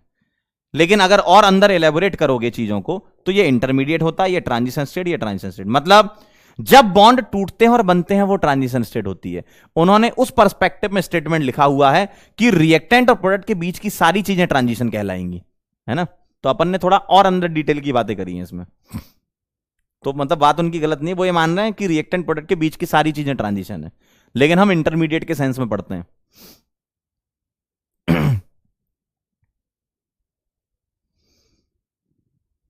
श्रेया का कहना है सर ट्रिक बताइए क्वेश्चन सॉल्व करने की, नीट में टाइम नहीं होता है कि इतना बड़ा सॉल्व करें। तो बेटा कुछ सवाल तुम्हारे लिए मैं एक बढ़िया स्टेटमेंट यहां लिखना चाहता हूं।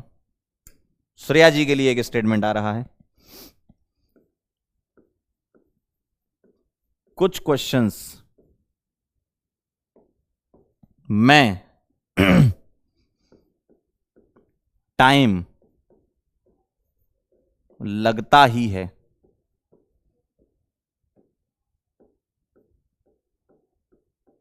शॉर्टकट नहीं होता।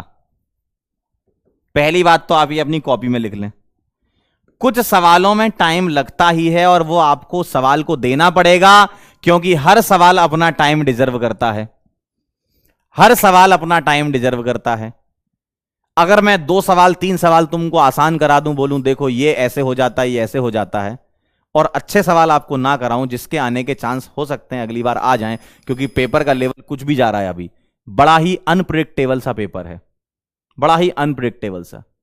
यूजुअली फिजिक्स थोड़ी टफ आती थी, लेकिन फिजिक्स इजी आई, केमिस्ट्री टफ हो गई, मॉडरेट की कैटेगरी में रख सकते हैं। तो आपको हर जगह ट्रिक नहीं घुसानी होती है, कुछ सवाल डिजर्व करते हैं कि आपका दिमाग लगे, और आपको सारे सवाल नहीं करने होते। अगर इस प्रकार का बड़ी कैलकुलेशन का सवाल आ गया है तो उसको छोड़ के कुछ और कर लो। पेपर देना है, डॉक्टर बनना है, क्वालिफाई करना है, जरूरी नहीं कि सारे सवाल आप अटेम्प्ट करो। अगर ठीक ठाक सवाल अटेम्प्ट कर ले गए तो एक बढ़िया गवर्नमेंट मेडिकल कॉलेज तुमको मिल जाएगा, ठीक है। तो ये ध्यान रखें। तो हर सवाल में ऐसा नहीं होता कि हर सवाल में आपको ट्रिक मिल जाए, जहां होगी बिल्कुल बताएंगे, सवाल डायरेक्ट करने के तरीके बताएंगे, जहां नहीं होगी वहां कोई कुछ नहीं कर सकता, ठीक है। आर से तो पी कन्वर्ट हो सकती है, बट पी से सेम एनर्जी कैसे? सेम एनर्जी थोड़ी होगी। देखो आर से अगर पी जा रहे हो तो उस रिएक्शन का जो डेल्टा एच होगा वो सेम होगा, भाई आर से पी जा रहे हो, मान लो डेल्टा एच है -50, तो पी से आर जाओगे तो डेल्टा एच +50 आएगा। तो उस पर्टिकुलर रिएक्शन की हीट फिक्स रहती है। रिएक्शन को फ्लिप कर देने से सिर्फ साइन चेंज होता है, रिएक्शन को पलटने से सिर्फ साइन चेंज होता है, यह ध्यान रखिएगा। रिएक्शन को पलटने से सिर्फ साइन चेंज होता है। रुखसार का कहना है सर 25/3 कैसे आया? पहली बात तो गलत स्लाइड में पूछा सवाल। 25/3 होता है 8.314 की वैल्यू न्यूमेरिकल के लिए। बेटा पढ़ाई किया करो। 210 कहां से आ गया? 50 - 180 - 80 210 ही तो होता है। एक बार चेक कर लेना अपने दिमाग से पूछ के। बस अब मुझे लग रहा है कि ऐसे चल रहा है। सॉरी। चलिए भाई, काफी इतना। जाते जाते हम आपको बोलना चाहते हैं बहुत बड़ा वाला थैंक यू सो मच। और जो आप पढ़ रहे हैं एकदम सही पढ़ रहे हैं, और बस क्वेश्चन की प्रैक्टिस करते रहें, है ना। फिर मैं बोलना चाहता हूं, हर सवाल में आप वो नहीं कर सकते कि हर सवाल देख के हो जाए। हर सवाल देख के नहीं होता। कुछ सवाल पर्टिकुलर टाइम डिजर्व करते हैं, वो तुमको देना पड़ेगा। नहीं दे रहे हो तो खुद ही परेशान हो जाओगे कि सर इतना बड़ा सॉल्यूशन क्यों आ गया आधे पेज का। हो सकता है कैलकुलेशन में थोड़ा टाइम लगे, कुछ स्टेप्स आपको वो लिखने पड़े तभी तुम्हें समझ में आए। जैसे वो K1 × K2/K3 की पावर 2/3 है तो है, अब क्या करें उसमें, है ना। ठीक है, क्लियर है एकदम। चलें फिर। तो अब हम आपसे मुलाकात करेंगे नेक्स्ट लेक्चर में। कब मिलेंगे? अगले लेक्चर में। और नेक्स्ट लेक्चर हमारा कोलिजन थ्योरी हम उसमें पढ़ेंगे। थोड़ा सा थ्योरेटिकल पार्ट है, छोटा सा, तो बहुत जल्दी खत्म हो जाएगा। एक ही थ्योरी है, उसमें भी 5-6 पॉइंट हैं, उसको एक्सप्लेन करेंगे और बाकी अपन प्रैक्टिस करेंगे। तो कल जब आप आओ, नेक्स्ट टर्न पे जब आप आओ, पूरा केमिकल काइनेटिक्स रिवाइज करके आना। मैं आपको बहुत सारे सवाल कल कराने वाला हूं।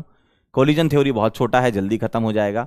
इसके अलावा आपके सवाल ही सवाल, सवाल ही सवाल, इधर सवाल उधर सवाल, इधर सवाल उधर सवाल, हर जगह सवाल ही सवाल होंगे। ठीक है, तो आप लोगों को सवाल सारे कल बनाने हैं। धुआंधार प्रैक्टिस सेशन होगा, PYQs होंगे। कुछ ठीक ठाक से अच्छे सवाल में निकाल के लाऊंगा, जिसमें हो सकता है कि डायरेक्ट ना आए, लेकिन थोड़ा सा दिमाग डेवलप हो। ठीक है, क्लियर है एकदम। चलें फिर। तो चलो फिर मुलाकात करते हैं हम नेक्स्ट लेक्चर में। तब तक के लिए ओके बाय।